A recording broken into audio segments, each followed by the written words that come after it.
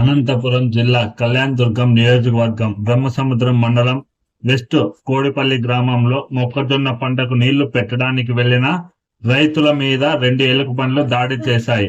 2 రైతులను గాయపరిచింది. గాయపడిన రైతులను కళ్యాణదుర్గం ప్రభుత్వ ఆసుపత్రిలో ప్రథమ చికిత్స అందించి మెరుగైన వైద్యం కోసం అనంతపురంకి తరలించారు.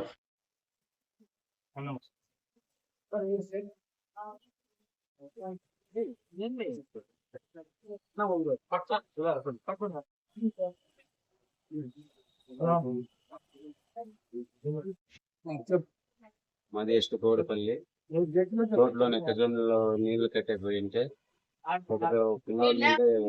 ఎలిమెంట్ దాడి చేసకపోయింటే మళ్ళీ ఇంకొక పిల్లోడు పైనాడు ఆ పిల్లోను కానీ పొడి చేసినవాడు.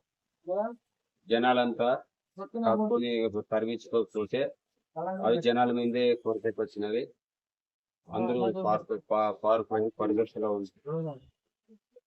అప్పుడు జనాలు పోయే తలకి పిల్లలకి ఇద్దరిని కొరికేసి అక్కడే నెక్కజొన్నలో అక్కడే తినుకొని బాగా ఆడుకొని